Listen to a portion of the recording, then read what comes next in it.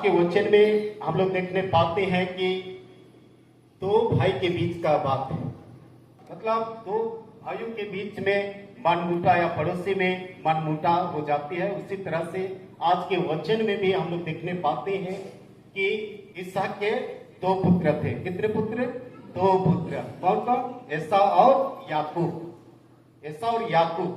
और ये जब रिबका गर्भ में थी तभी से ये दोनों लड़ रहे थे, पेट के अंदर से ही लड़ रहे थे। और जब परमेश्वर से रिबका पूछी कि इस तरह का मेरा पेट में होगा तो कैसे जिएंगे, तब परमेश्वर ने बताया कि आपके पेट में जो दो जाति हैं और ये जैसे ही जन्म लेंगे दो राज्य में विभाजित हो जाएंगे। तो आज वही बात को है कि आज एसाव कहां पर, एसाव के वंशज लोग कहां पर निवास करने लगे? एदोम में, जो आज के वचन में है एदोम देश।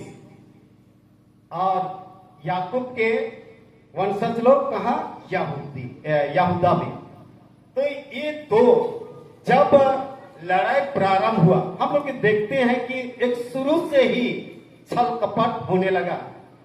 याकूब भी अपने बेटे यूसुफ को अधिक प्यार करता था, जिसके द्वारा से आज देखा जाए तो उसको प्यार करने के द्वारा से उसके भाई लोग मिस्र में भेज देते हैं। और ये जो एसाव को कौन चाहता था?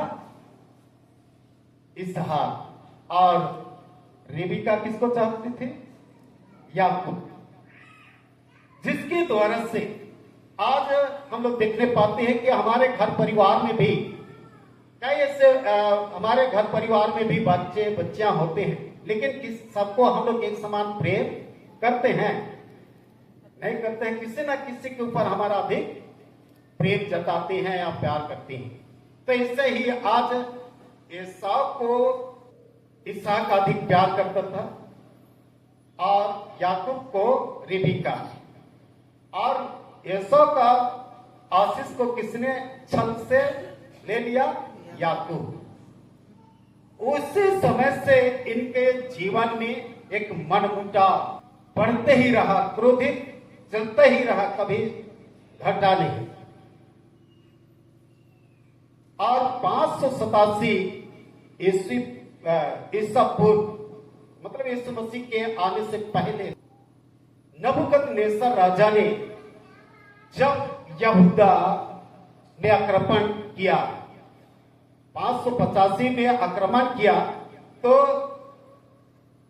एदोम देश जो एसाव के वंशज लोग थे वे यहूदा पर, बेबीलोन के राजा यहूदा पर आक्रमण किए। तो लोग क्या हो गए? बहुत ही खुश होने लगे। बहुत ही, जैसे हम लोग भी खुश होते हैं ना, एक दूसरे के बैरी जो हमारे घर पर परिवार में या पड़ोसी में, भाई भाई में अगर हमारा मनमुटा है तो कोई भी अगर झगड़ा कर रहा है तो हम लोग भी ठीक है कर रहे हैं, बोलते हैं कि नहीं बोलते?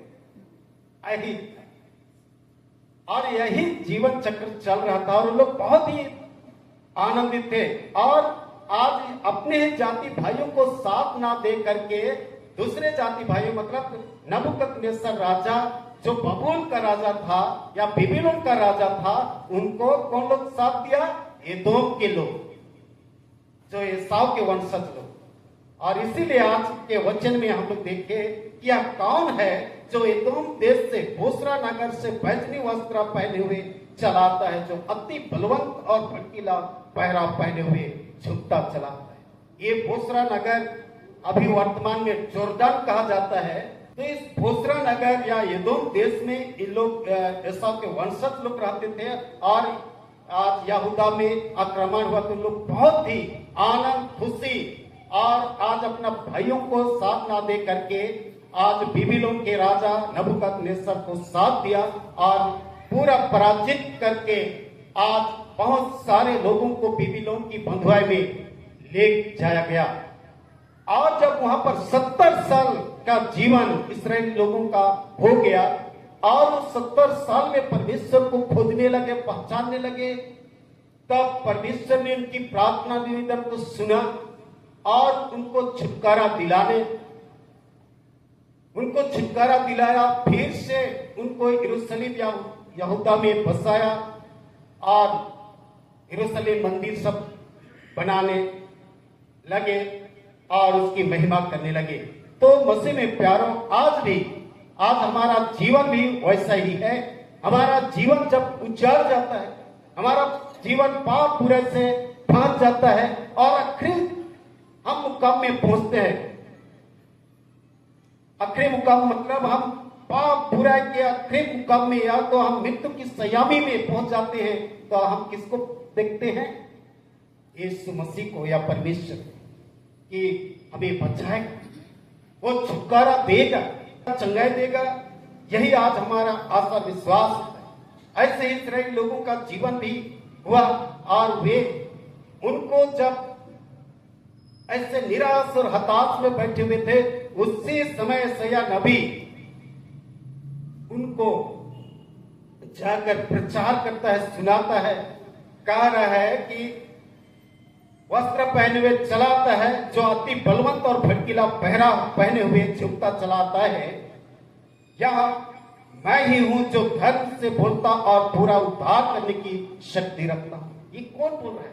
परमेश्वर यशायाह नबी के जीवन में बुलवा रहा है कि वही है जो आज भड़कीला वस्त्र पहना।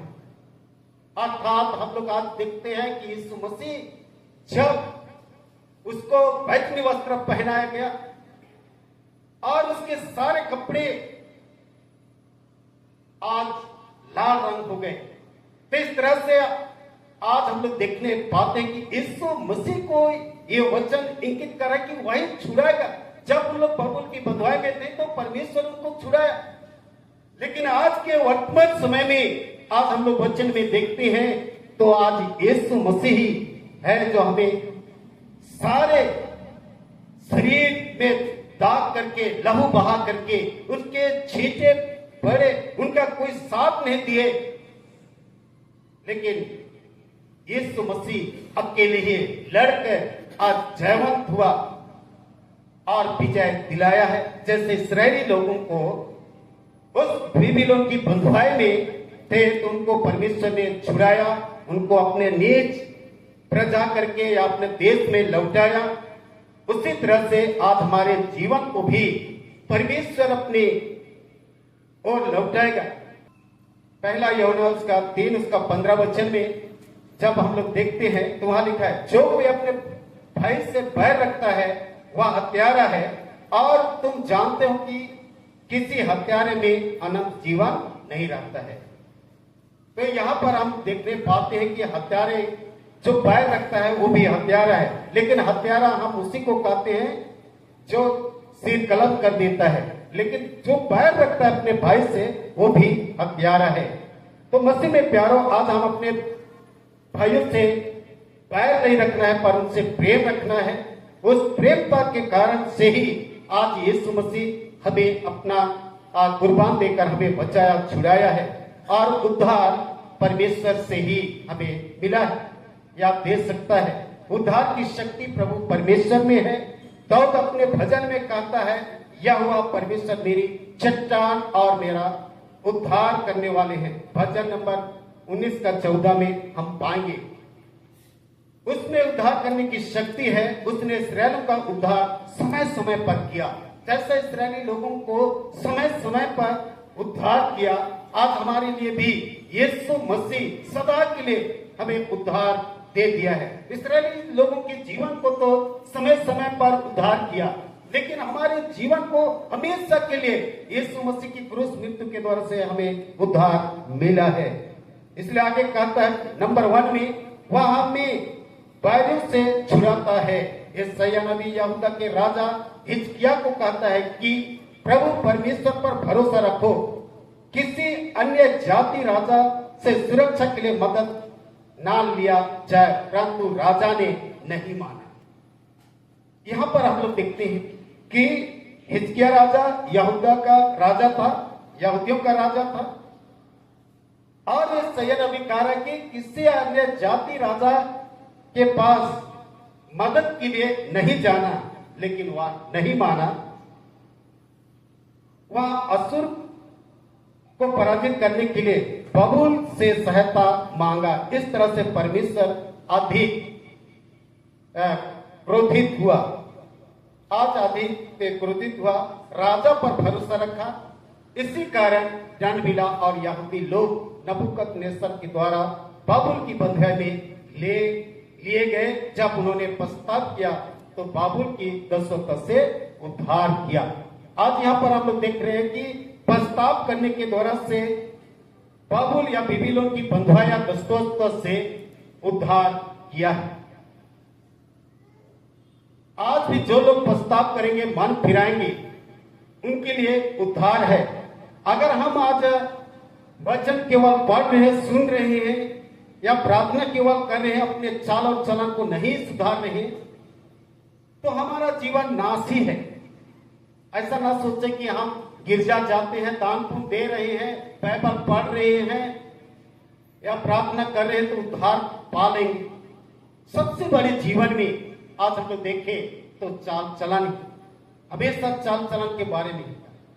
अगर हम अपना चाल चलन नहीं सुधारते तो हम दंड के ही योग्य हैं। इसलिए आज हमें जरूरत है कि अपने चाल और चलन को सुधारें। यीशु मसीह आज हमारे लिए सब कुछ करके चला गया। इसलिए यहाँ पर दूसरा में भी कहा, तेरा पहरा क्यों लाल है, क्या कारण है कि तेरे वस्त्र हौदा में दाग रौंदने वाले के समान।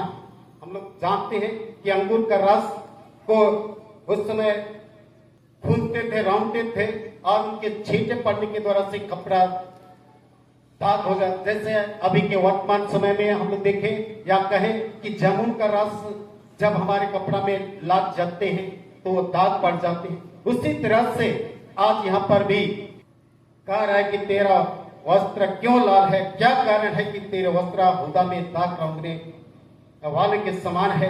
मैंने तो अकेले ही और में दाग के रौंदी।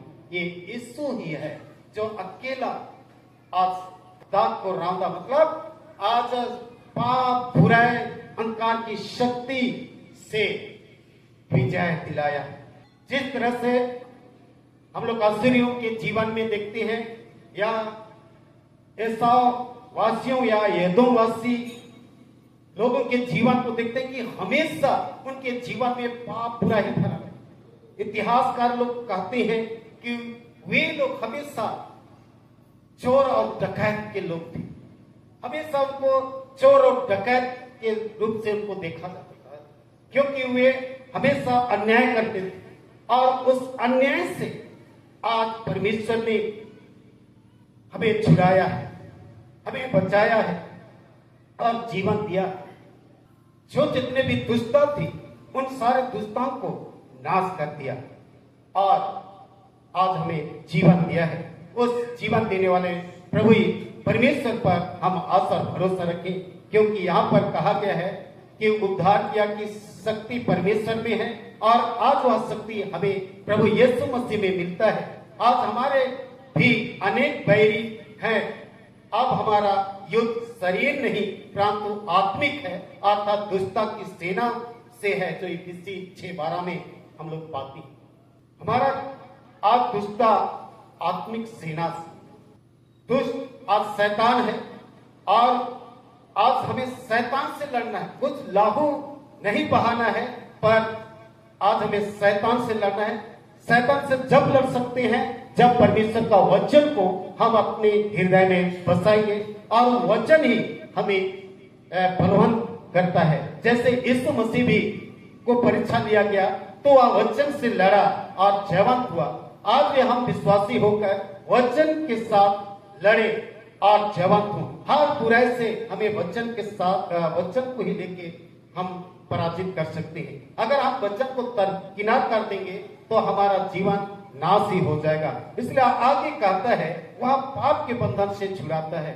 जब इस्राएली अपने पापों को पहचाना, पश्चाताप किए और प्रभु परमेश्वर ने उन्हें पाप से छुड़ाया। वह छुटकारा देने वाला परमेश्वर है, जिसको पद 4 में हम लोग देखें, क्योंकि बदला लेने का दिन मेरे मन में था और मेरी और मेरी छुड़ाई हुई प्रजा का वर्ष आ पहुंचा है। आज यहूदा जो बेबीलोन की बंधुआई में चला गया था, उसको छुड़ाकर फिर से बचाया। आज ये हमें पाप और बुराई से छुड़ाकर हमें अनंत जीवन का अधिकार दिया है। उस अधिकार को आज हमें बरकरार रखना है। आज हमें सब प्रकार का अधिकार दे दिया है, हमें आशीष दे दिया है।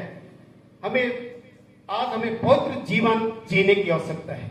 आज हमें पवित्रता का जीवन जीने की आवश्यकता है। इस पृथ्वी में जितने भी चीज वस्तु है, सब पर अधिकार परमेश्वर ने करने का अधिकार दे दिया है। लेकिन आज हमें पवित्रता का जीवन जीने का अधिकार हमें मांगना है, ताकि हम एक पवित्र जीवन जी सके।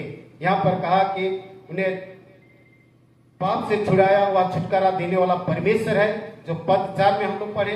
भजन नंबर 130 उसका 7 वचन में भी देख सकते हैं। वह पछताव करने वाले को पाप के बंधन से छुटकारा देता है और उससे फिर ना करने के लिए कहता है। तो हम लोग देखेंगे यहेजकेल नबी की पुस्तक 18 उसका 26 वचन को पढ़ेंगे। जब धर्मी अपने धर्म से फिर कर टेढ़े काम करने लगे, तो वह उनके कारण मरेगा, अर्थात वह अपने टेढ़े काम ही के कारण मर जाएगा। है ना? अगर हम धर्म काम कर रहे हैं और जाते जाते टेढ़े काम करेंगे, पाप बुराई करेंगे, तो क्या होगा? क्या कहा? क्या बोला? मरेगा। प्यारो, याद रखना है, हम धर्म के काम कर रहे हैं और जाते जाते हमारा मन धीमिल हो जाएगा, टेढ़ा काम हो जाएगा, हमारा चाल चलन टेढ़ा हो जाएगा, हमारा बोली वचन खाना पीना सब टेढ़ा हो गया, तो क्या होगा? मर जाएगा, कभी जीवित नहीं होंगे। इसलिए ध्यान रखना है। आगे देखेंगे, उसी में 30 वचन भी पढ़ेंगे। प्रभु यहोवा की यह वाणी है, हे इस्राएल के घराने, मैं तुमसे इसके चाल चलन के अनुसार ही करूंगा। पश्चाताप करो और अपने सब अधर्म को छोड़ो, तभी तुम्हारा अधर्म तुम्हारे ठोकर खाने के कारण ना हो। हाँ, थैंक यू। तो यहाँ लिखा है प्रभु यहोवा की यह वाणी है। क्या बोल रहा है? हे इस्राएल के घराने। आज इस्राएल के घराने यहूदा के लोगों या यरूशलेम के लोगों को नहीं, पर यहाँ जितने हम बैठे हैं, हम जितने भी मसीह पर विश्वास करते हैं, सबको कह रहा है। ऐसा ना सोचे कि यहूदा के लोगों को बोल रहा है, इस्राएली लोगों को, आपको और हमको भी बोल रहा है। हे गुमलावासियों, हे विश्वासियों, यीशु मसीह पर विश्वास करने वाले लोगों, सुनो, मैं तुम्हें हर एक मनुष्य का न्याय उसके चाल चलन के अनुसार ही करूंगा। पछताव करो और अपने सब अपराधों को छोड़ो, तभी तुम्हारा अधर्म तुम्हारे ठोकर खाने के कारण ना होगा।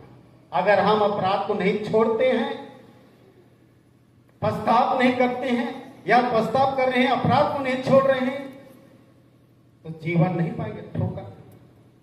आगे 31 में कहता है, अपने सब अपराधों को जो तुमने किए हैं दूर करो, अपना मन और अपनी आत्मा बदल डालो। हे इस्राएल के घराने, तुम क्यों मरो? मसीह में प्यारो, आज यहाँ कह रहा है कि अपने सब अपराधों को जो तुमने किए हो दूर करो। आज जितने भी हमने जाने अनजाने में पाप अपराध किए हैं, उसको क्या करना है? दूर करना है। दूर करो, अपना मन और अपनी आत्मा में क्या करो? बदल डालो। अपने मन और आत्मा को बदलना है। आज हम लोग सोचते हैं कि जीएल चर्च में कुछ नहीं है, दूसरा चर्च जाने से वहां चंगाई मिलता है, वहां सामर्थ मिलता है, वहां आशीष मिलता है। जब तक अपना आत्मा अपना मन को नहीं बदलेंगे, आशीष मिलेगा? कदापि नहीं मिलेगा, एक गारंटी देता हूं। अगर अपना आत्मा अपना मन यहां बदल दीजिएगा, अभी के अभी आपको परमेश्वर आशीष देगा, सामर्थ देगा, आप भी चंगा करने की सामर्थ रखिए। आज हमारे जेल चर्च में क्यों नहीं हो रहा है ऐसा? क्योंकि आज हम परंपरा को ही लेके चल रहे हैं, अपना मन अपना आत्मा को नहीं बदल रहे हैं। आज गिरजा आ रहे हैं, सुन के चले जाते हैं, आज अपना मन आत्मा को बदलना है, पूरे इच्छा चलन को बदलना छोड़ना। यहां साफ साफ हमारे लिए वचन कहा दिया है। अगर हम ऐसे ही चलते रहेंगे, प्रार्थना करेंगे, लौट जाएंगे, जो दान पुण्य देना है दे दिए, खत्म हो गया, इसमें में कल्याण नहीं है। आज अपना मन और आत्मा को बदलना होगा, पूरी इच्छा चलन को छोड़ना होगा, तभी परमेश्वर आपके जीवन को, हमारे जीवन को आशीषित करेगा, सामर्थ देगा। और स्वर्ग राज का जो अधिकार अपने पुत्र यीशु मसीह के द्वारा से हमें दिया है, वहां पहुंचकर हम आनंद की भरपूरी को प्राप्त करेंगे। क्योंकि मैं सुबह में एक वचन पढ़ रहा था, तो वहां पर प्रकाशित वाक्य 14 उसका 20 वचन में मैं वचन को देखा, आप लोगों के बीच में रखना चाह रहा हूं। और नगर के बाहर उस रसकुंड में रौंदे गए, और रसकुंड में से इतना लहू निकला कि घोड़ों की लघुमों तक पहुंचा और 100 कोस तक बह गया। कितना कोस तक? 100 कोस। वह कौन सा लहू है जो 100 कोस चला गया? किसका लहू है? यीशु का। यीशु मसीह का लहू आज 100 कोस का, पूरब से पश्चिम, उत्तर से दक्षिण, पृथ्वी के छोर तक उसका लहू बह गया है। आज इस लहू का कीमत आज सभी लोगों को मालूम है। मसीह में प्यारो, आज हमारे लिए प्रभु यीशु मसीह कुर्बान हो गया, जीवन दिया है। आज उसको पहचानने की आवश्यकता है। अगर हम नहीं पहचानते हैं तो हम निश्चय ही मर जाएंगे। मरना तो है, शारीरिक रीति से मरना ही है, लेकिन आत्मिक रीति से भी मर जाएंगे। इसलिए आज जो वचन यहेजकेल की पुस्तक में लिखा हुआ है, हम कोट करके चलेंगे। अगर कोट करके चलते हैं, हम जीवन में बसाते हैं, अपना मन और आत्मा को बदल डालते हैं, निश्चय हम अभी के अभी जीवन पाएंगे। और आज भाई भाई में लड़ाई झगड़ा क्यों? कि मन हमारा दूषित है, हमारा आत्मा दूषित करते हैं। दोनों तो एक ही मां बाप के बेटे थे, क्या लड़ाई झगड़ा करने का? परमेश्वर देश दे दिया, आज हमारे लिए जमीन जायदाद दे दिया, सब कुछ तो परमेश्वर हर लोगों के लिए दिया है, उसके लिए लड़ रहे हैं। आज देश दुनिया के लिए लड़ रहे हैं, जमीन जायदाद के लिए लड़ रहे हैं, धन संपत्ति के लिए लड़ रहे हैं। सब कुछ तो परमेश्वर का है। हमारा मालिक कौन है? परमेश्वर। आज उसी के पास आएंगे। आज सोना और चांदी को लेके नहीं जाएंगे, धन और दौलत को, जमीन जायदाद को लेके भी नहीं जाएंगे। आज जो यीशु मसीह पर भरोसा करता है, पहचानता है, वो जीवन पाएगा। और अगर नहीं पहचानता, मन नहीं फिराता है, ये चलेगा तो चलता ही रहेगा, लेकिन जो मन फिराएगा वो सचमुच में वो आनंद जीवन के भागी होगा। तो आ जाइए, हमारा यीशु मसीह आज आनंद जीवन देने के लिए अपने आप को कुर्बान कर दिया। आज उसका देह लहू आज कोसों दूर बह गया है। अगर उसको हम सच्चे मन से ग्रहण करते हैं, विश्वास करते हैं, भरोसा रखते हैं, हमारे लिए छुटकारा देगा। जिस तरह से यहूदी लोग बाबुल की बंधुआई में परमेश्वर को पहचाने तो आज छुड़ाया और अपना निज देश लाया। आज भी अगर हम इस मसीह को पहचानेंगे तो हम जहां से आए हैं वहां हमें भी ले चलेगा। हमारा ये जगतीय जीवन आज स्वादेश है।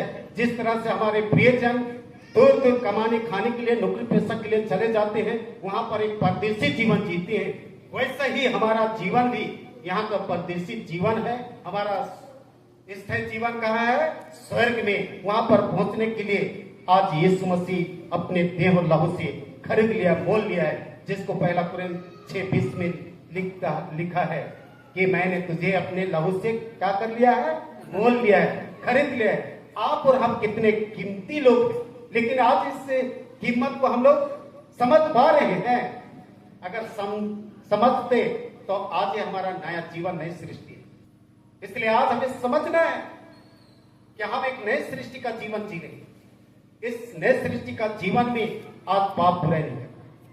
हमें भाईचारे की प्रीति रखना है, इन्हीं वचनों के द्वारा से प्रभु आप सबों को बहुत एहतियात से आमीन।